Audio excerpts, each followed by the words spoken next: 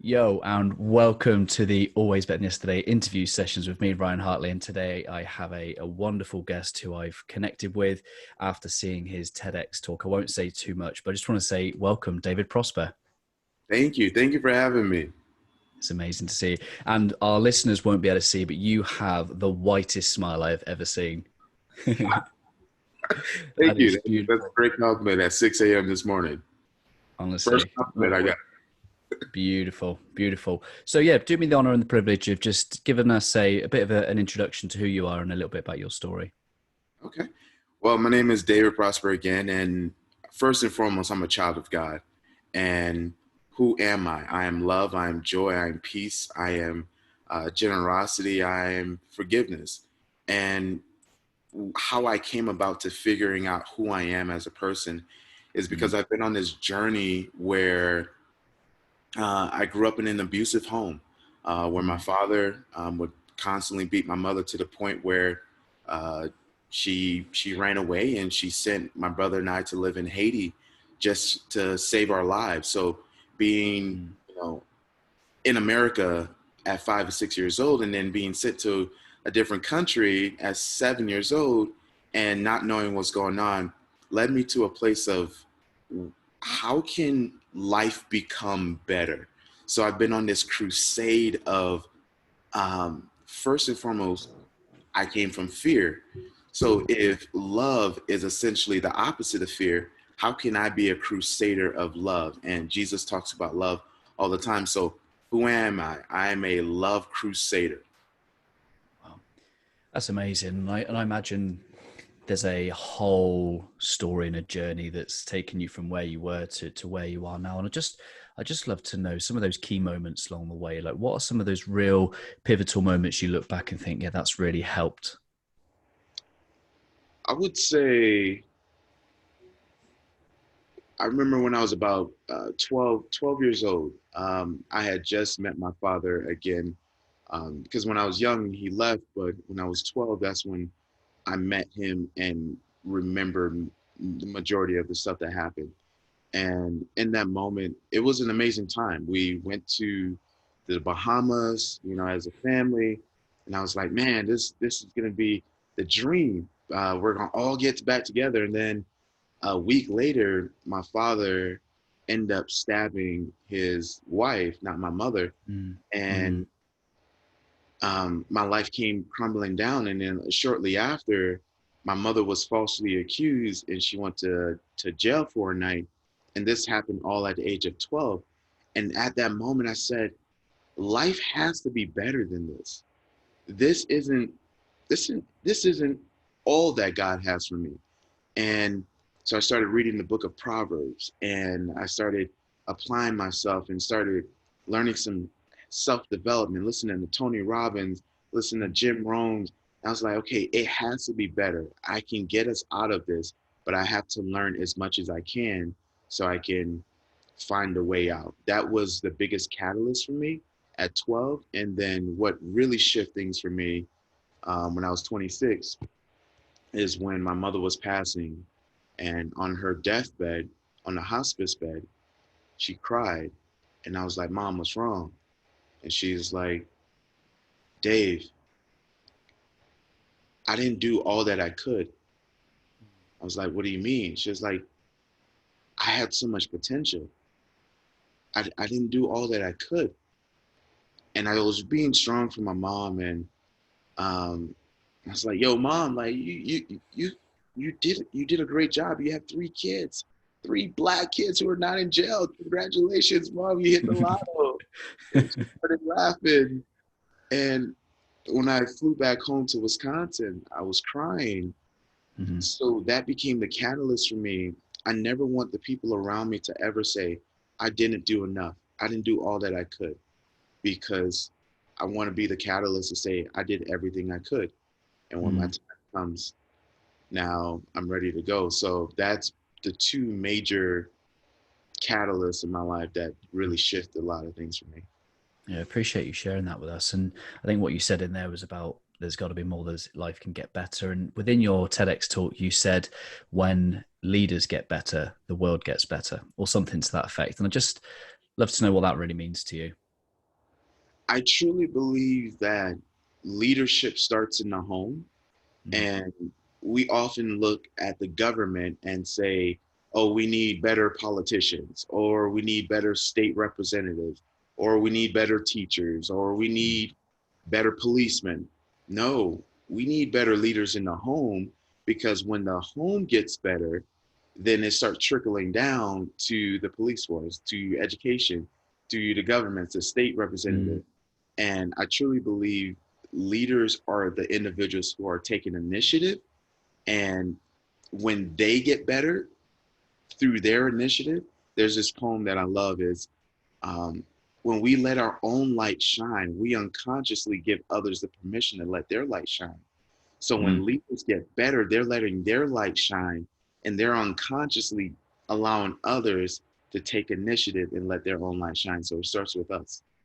Yeah, I love that, and I think you are a great example of someone that leads with courage, and I would say, you know, I read a lot of Brene Brown, and I'd say, you know, leading with vulnerability, and actually takes a lot of strength to do that, and I just want to honor you for that because there's no bigger stage to do that than on the red circle, and actually, you know, your story that you shared on the red circle was very very powerful and very moving. How did you develop that courage? It goes back to my mom Mm, laying on that bed and saying I didn't do enough. And before she passed, we would have conversations. I'm getting a little emotional. mm, Um, we would have conversations, and she would always tell me, Dave. She's the only one that I let call me Dave. Everybody else call me David. And she would say, David, you have such a message. You have such a gift. The world needs to see it. She was the first person to actually believe in me. And I would always doubt myself and say, Mom, like, I don't speak like everybody else because English became my second language when I after moving to Haiti. And she's like, no, Dave, no, Dave, you have a message. You have to share it with the world. Because we would have the conversation that I have on the stage would be the conversation I would have with my mom behind on the telephone when we would have our one-on-ones. So what the world got to see is what we had a conversation about every single day. And she would always tell me and encourage me to do it. So me on that stage is a representation of her living her dreams, living her vision, and honoring her because I knew beautiful. if her parents led through love, where could my mom have been, and where could I have been even more? So um, that's the journey really of honoring the leaders before me that Mm, saw the potential in me and said I can do it. And the most beautiful thing is when I got off that stage, there was a young man who came up to me. He was crying, and I said, "What's up?" It was like, "I've always looked for a role model, and now you're that."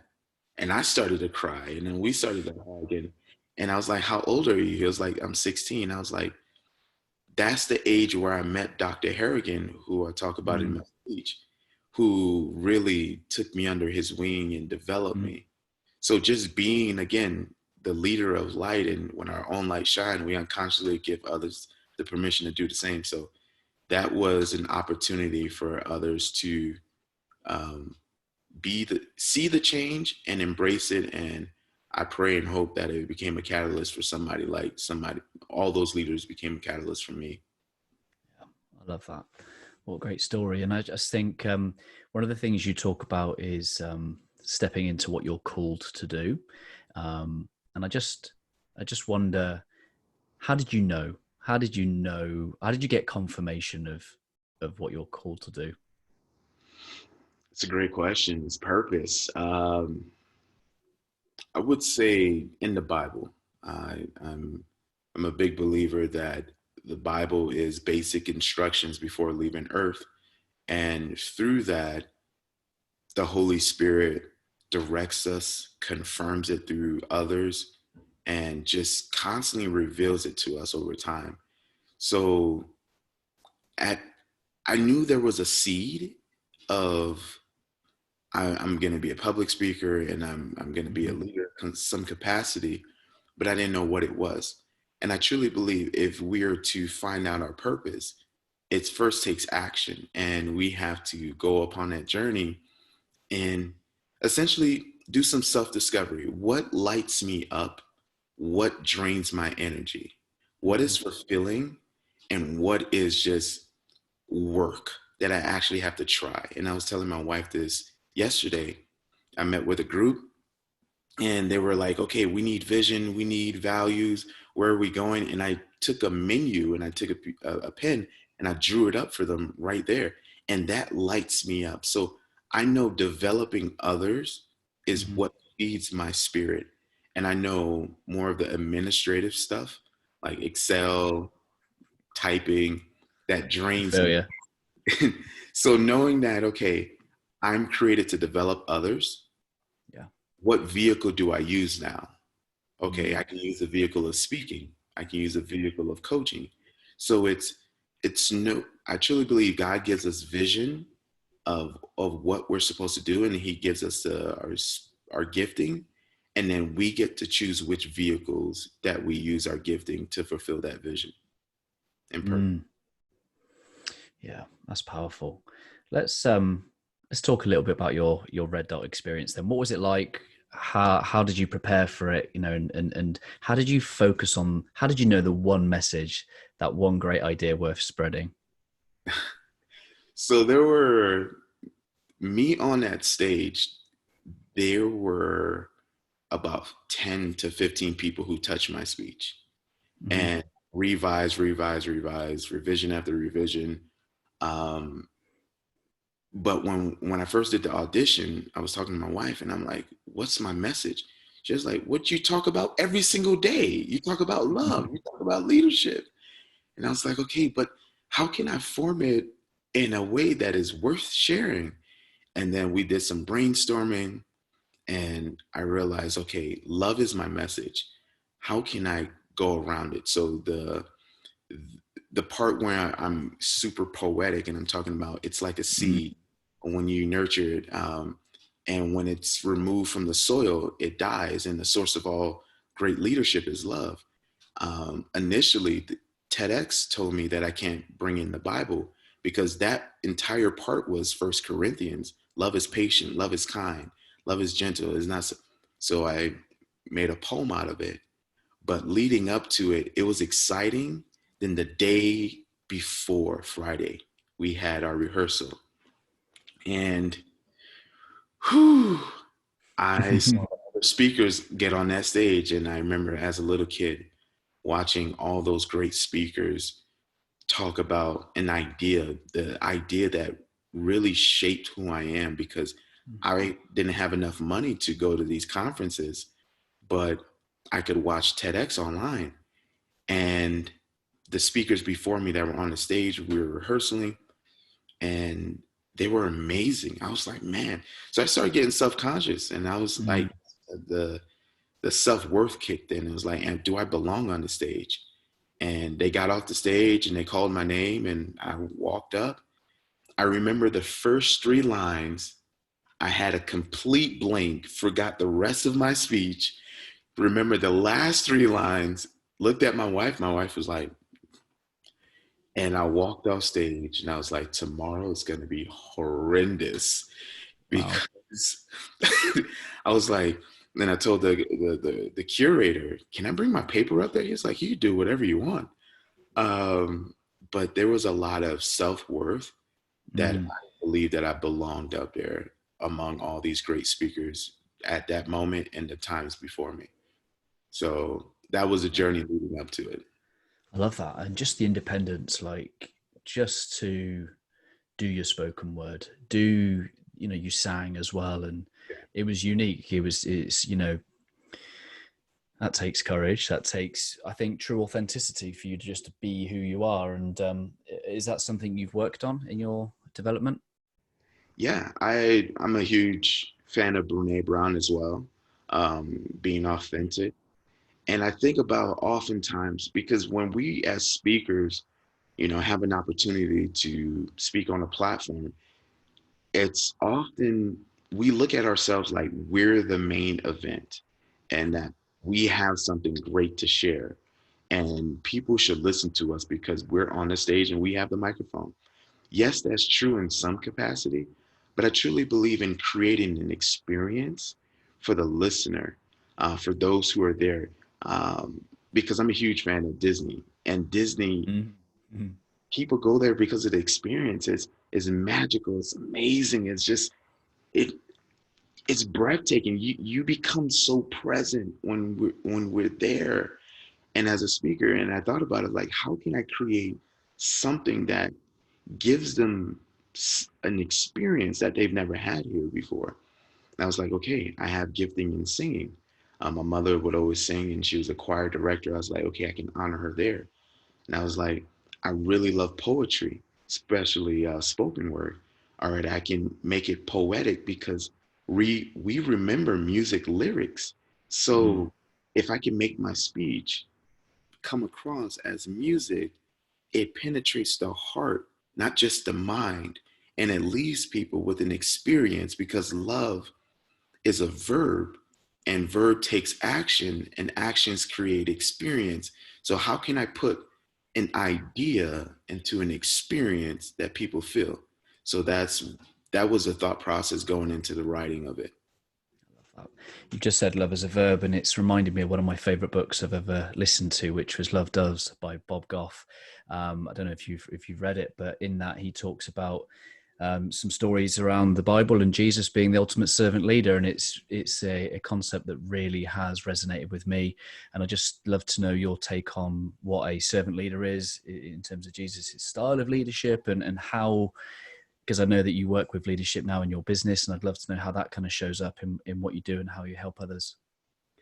Leadership or servant leadership is all about serving others, period. So as I teach the youth, it's not self being selfless is practicing selflessness. And being selfless is not thinking less about myself, it's thinking about myself less and others more. Mm, So if, and my wife is the greatest example of this. And she holds me accountable as well as my two sons. They hold me accountable constantly because we're naturally selfish people. And when I'm going downstairs and I'm making breakfast, my brain is thinking, I'm hungry. I need to make something to eat. And my wife is like, how can you practice being selfless? Are you thinking of our needs as well? Father, husband. And I'm like, all right, guys, what do you guys want? What you guys, and then we create a menu. So it starts at the home, but it's not thinking only of myself and saying, okay, I'm hungry. What about my family? Now, when we take it into the business world, okay, now I'm able to get promoted, and this is how I was promoted. Okay, how can I serve my team so that they're living their best life and then they're fulfilling all of their needs and duties and things like that?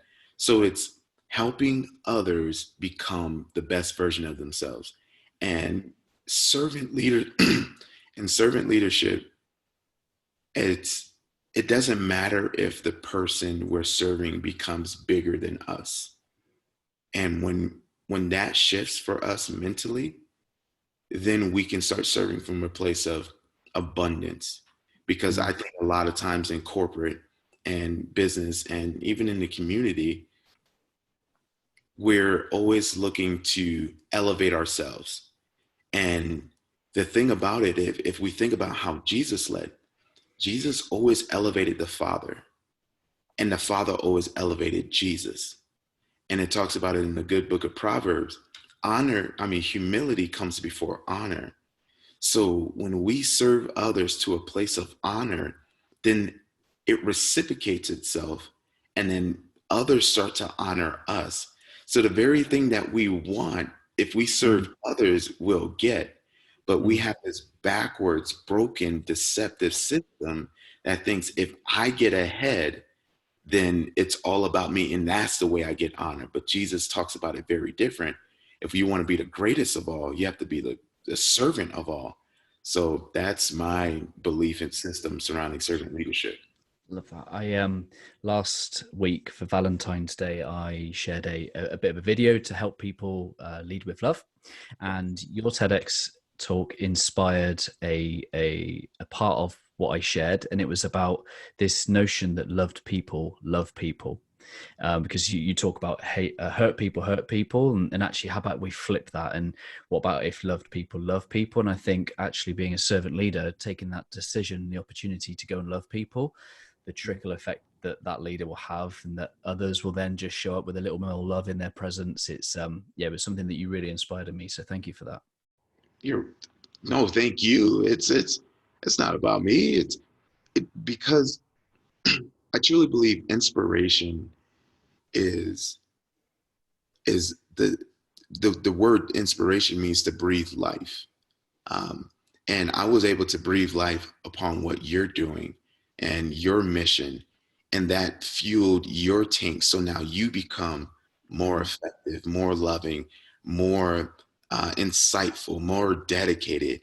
And now, as a result of that, the people around you become blessed, your wife, your kids, and your community. So you are like the blessing, and I'm grateful to be in association with that. So thank you. Oh, this is awesome. This is awesome. Well, can we talk all day long? Let's Yeah. keep this going all day long. Talk to me about your business. Talk to me about what's it called, and what do you use it as a vehicle to help in the world? So through this journey of self-discovery and what does God want for my life, um, I thought I was, supposed to just coach and speak and do that full time. And then I started reading, the Gospels, and I read about um, the shepherd and how Jesus was a shepherd. And I looked up the definition of shepherd, and it means to lead, to guide, to nurture, to protect. And I was like, okay.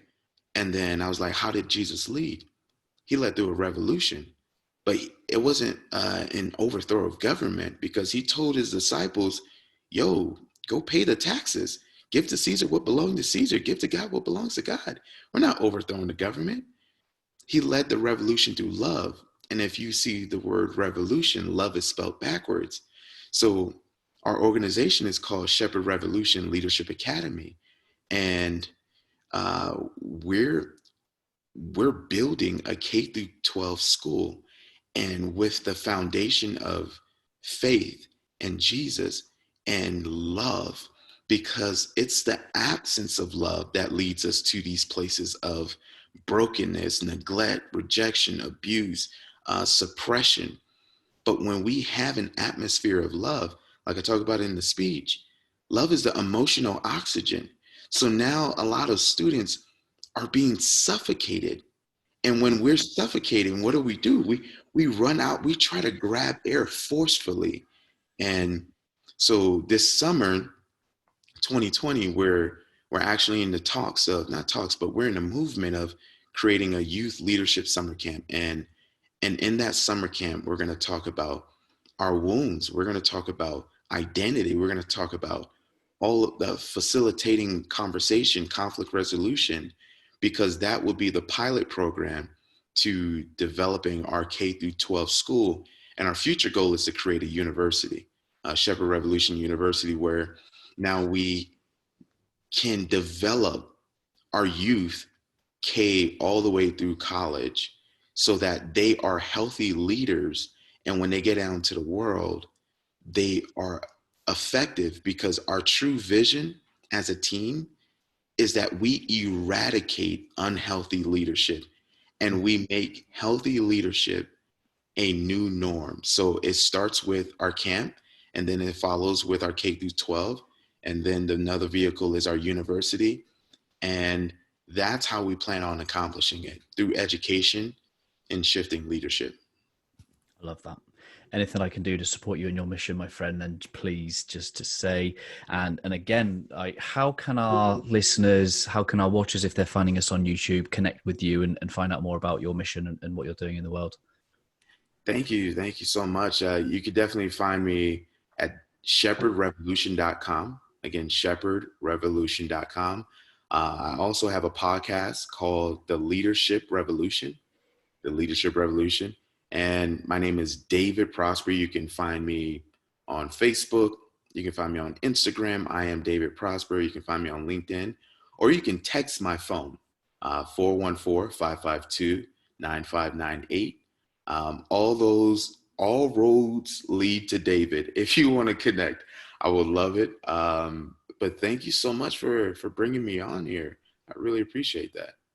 It's amazing. Thank you for taking the time. I just love to know my ethos is all about helping people be always better than yesterday. I'm just curious to know what that phrase means to you.